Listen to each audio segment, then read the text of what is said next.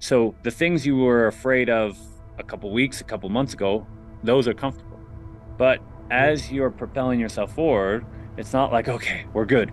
It's now to the next thing that I'm afraid of, and the next thing, and the next thing. So the idea that you're going to somehow get the fear to disappear probably means that you're not growing, you're not pursuing, you're not making yourself uncomfortable. So Mhm. welcome to Undeniable Sales One-on-One. Uh, Chris, I'm glad to have you. My hopes in doing these types of coaching sessions is one, to increase the number of people I'm able to help outside of our mentorship.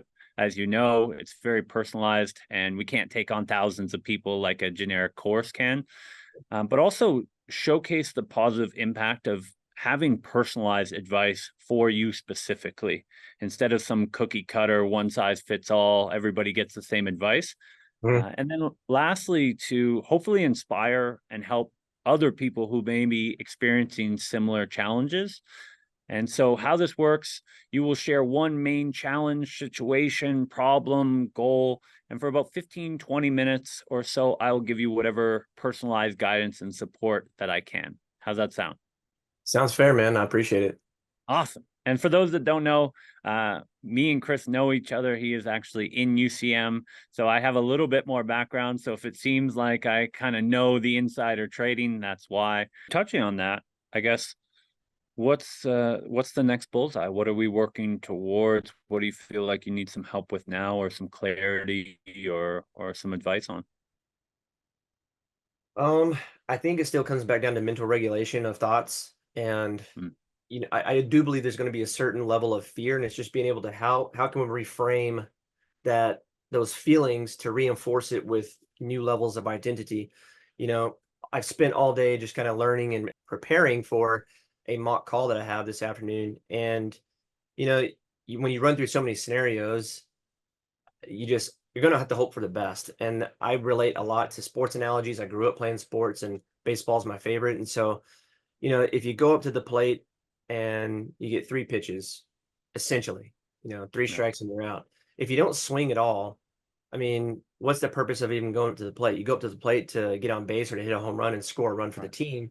But I mean, if you go up there and don't swing the bat at all, right, it's like, why did you go up there and waste an at bat when someone's going to go up there and willing to try? So taking imperfect action has really helped me because the level is always trying to climb to a new higher potential by right. challenging myself. In a book I'm reading right now by Harv T. Eker called The Millionaire Secrets of the Millionaire Mind, Beautiful book. one great thing that he says is that you don't grow in your comfort zone. And so you always constantly have to challenge yourself by stepping out of that comfort zone. If you want to grow, that's where growth happens. Right. And so I think when I came into this interview, I was just thinking I really have no business being here because I don't really have the greatest knowledge base behind the real estate niche. But it's something that I can adapt and learn quickly. I'm a very Right. quick learner, so I can utilize that to my advantage.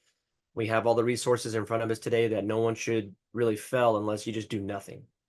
Right. And, Babe Ruth, a former baseball player, had said that you can't ever beat someone who never gives up. And that's the one thing that really just keeps me going is never giving up. And so it's just climb that ladder. Mm-hmm. Man, you're you're basically taking my job here. You're coaching. I love it.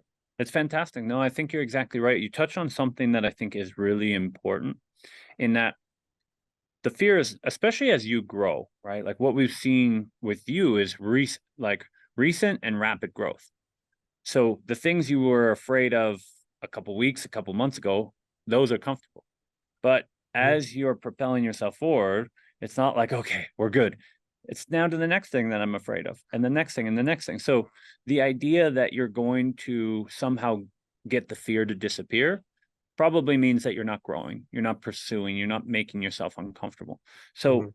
if we understand that that is an aspect and we need fear to develop courage, right? Then we have to figure out our responses and healthy responses. Most people, fear equals worry, worry equals stress, stress equals doubt, doubt equals, looking at all that could go wrong. And the allocation of resources is just not a good investment, right? Like Right. investing in worry is not a good investment, right? So what I look at is, okay, the fear is not going away.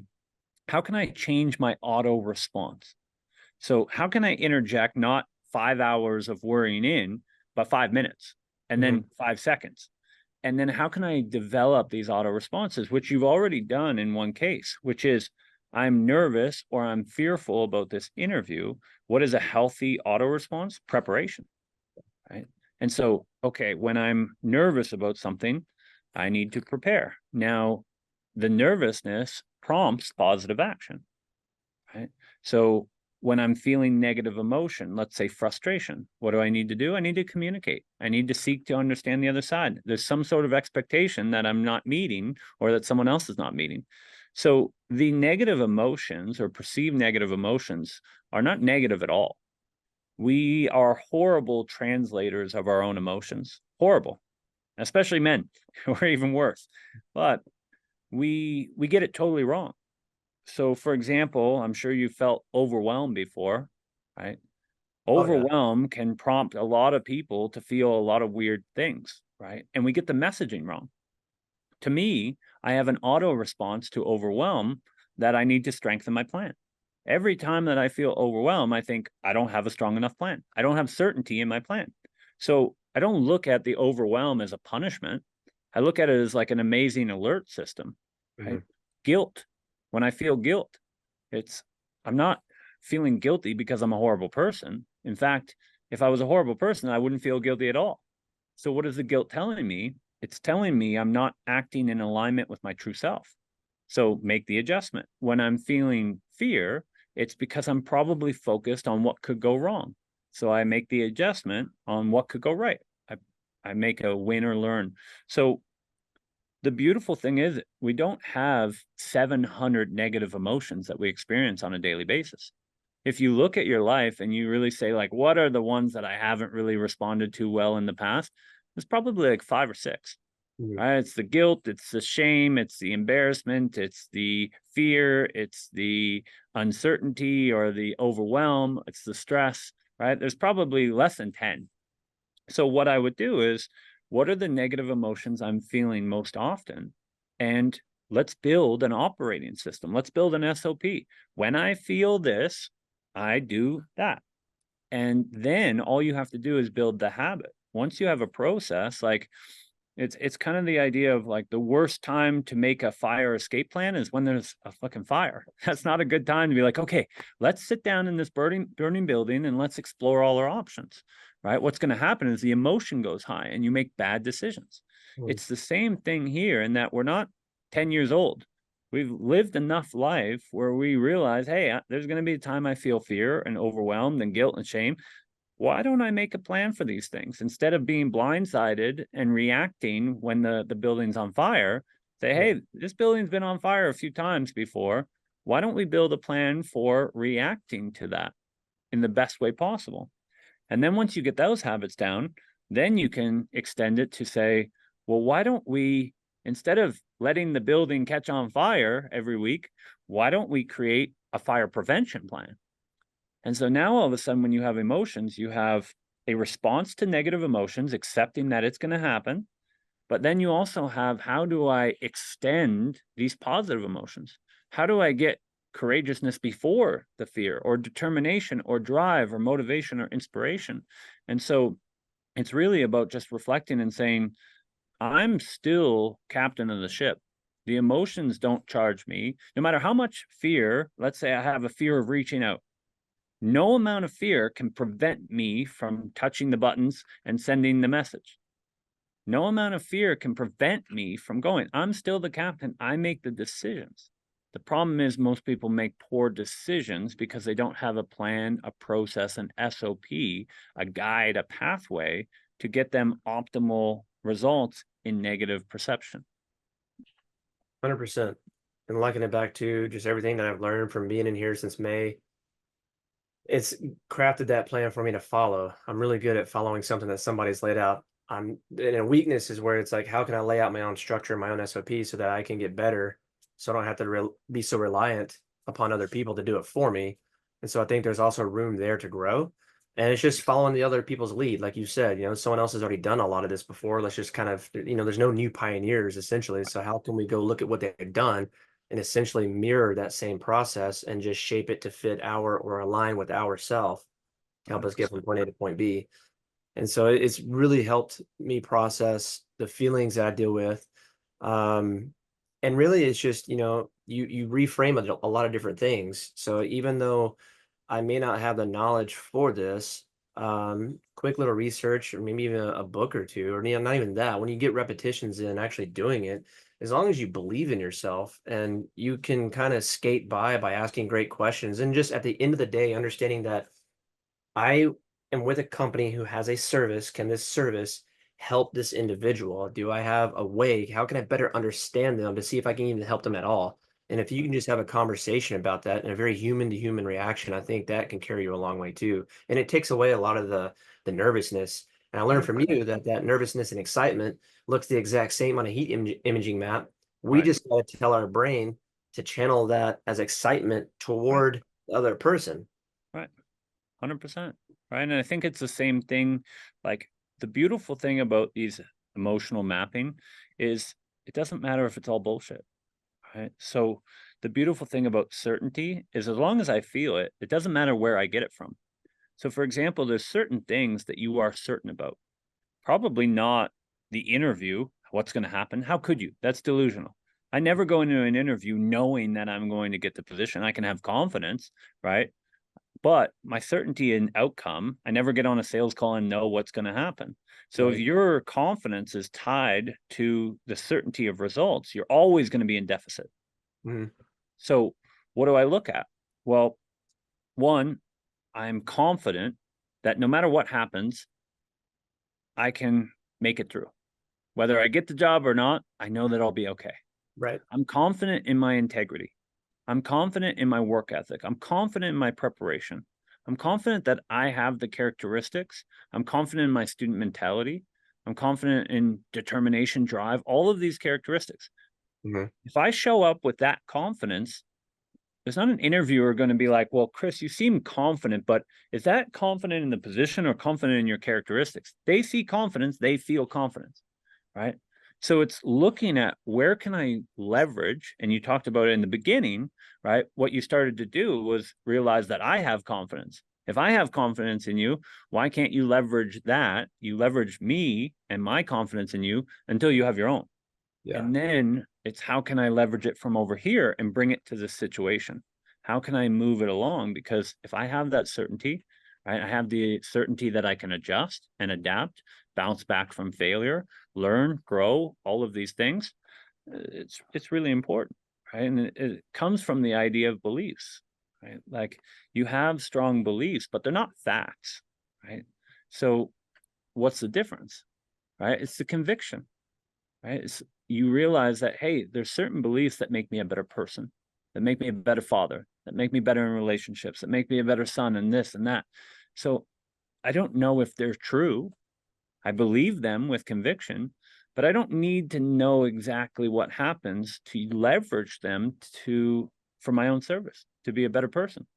And so all these beliefs of like, if I believe that I am highly capable of this, I don't know if it's going to be true, but in this moment, it serves me and it gives me the best chance at outcome to have a positive impact on myself and the people around me. So it's being able to draw, and that's why I think reframing is so important, because all the stories is it's not truth. So often we look for this truth, like what is the truth?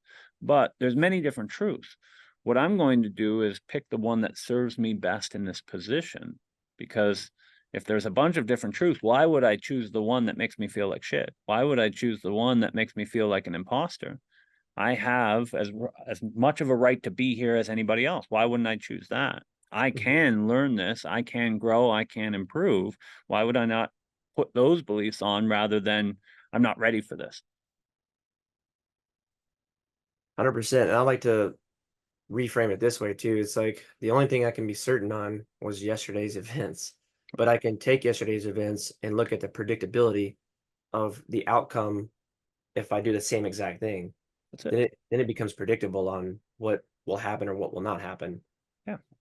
Yeah. And so if we just keep ourselves sharp and we continue for self-improvement, self-growth, always looking at what we can do better, where we can always constantly improve.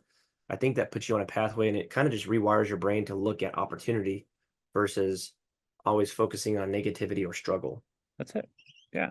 And understanding that a lot of who you became came from the struggle.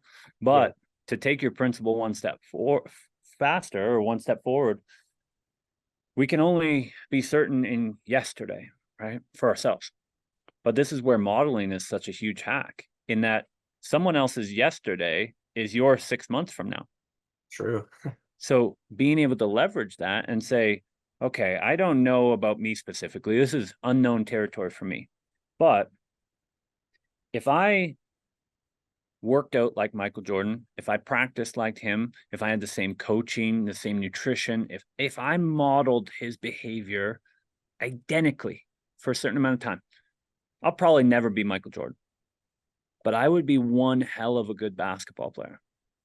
You could do everything that the 1%er in this space does, and you may never be the 1%. I hate that we sell the 1% because most people don't need it or care. It's just a random number. No one even calculates what that is. Who cares, right? Mhm. Like if you were top 3% or 7%, like if your family's taken care of, you have more money than you ever need. Who cares what percentage you are, right? Right. But let's say you modeled the behavior, the mindset, the actions, the calendar. You did everything that the top 1% did, and you never made it to top 1%. But your life was so much significantly better than it is now. Who cares? Right. Right. And so it's the idea of like, I have all the certainty in my past, I have all this data, I have all Mhm. these experiences to draw from, and that's my wisdom.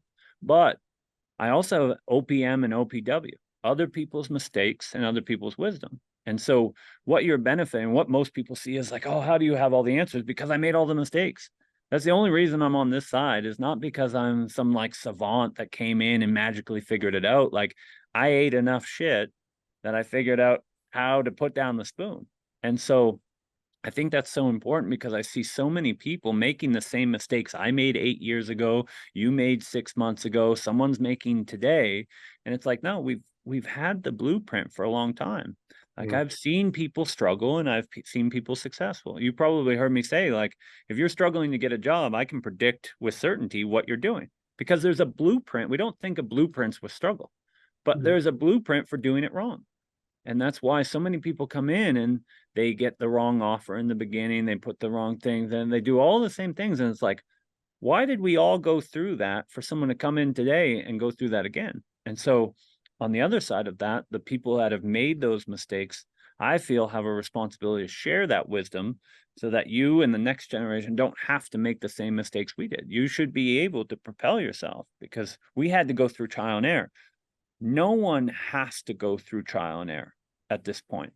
It's not necessary. There is a blueprint for success and a blueprint for failure. And that's one thing I really admire about you as a student is there's no ego of I'm gonna go try this on my own. It's you're taking the path of what other people have done and you're putting yourself on that path. And I love that aspect and I think that's really inspiring for others. I appreciate that, man. And there's so much within the library of UCM that the only reason a person should fail is because they did nothing. I mean, I don't care who you pick, whether it's Chance or Hunter or Wesley, they're all these names, right? You could follow what they did. And there's a very similar blueprint, as you said, and they all followed a path. There's choice involved of what we want to do and how we want to go about it, but preparation is key in all of that. Yeah, And as long as we continue working on this up here, it'll really shape out for the better. And if we align our behaviors to those actions, only positive things can really come from anything, just how we look at it, really. I love it. I love it, man. Now I appreciate you jumping on and I look forward to, in a month, 2 months now, having another student success interview and talking about the progress since this call. But everything I've seen so far from you, I have complete confidence that you will be successful. You keep showing up, you keep putting in the work, and good things will come, man. So I appreciate you being on here and I hope you got some value out of this call. Absolutely, JD. Thank you so much. And glad to be on. Thank you. You bet. Take care. Take care, brother. Thanks. All right, that's it. I want to thank you for watching today, and I hope you received some value from this training session. Make sure to like and subscribe, and click the bell icon to be notified when we release the next training session. If you would like to be featured on a future training session, make sure to join our remote sales community on Facebook. I'll leave a link in the description. And if you have any questions or topics you'd like me to cover on a future training session, just leave a comment below. Appreciate you. Onwards and upwards.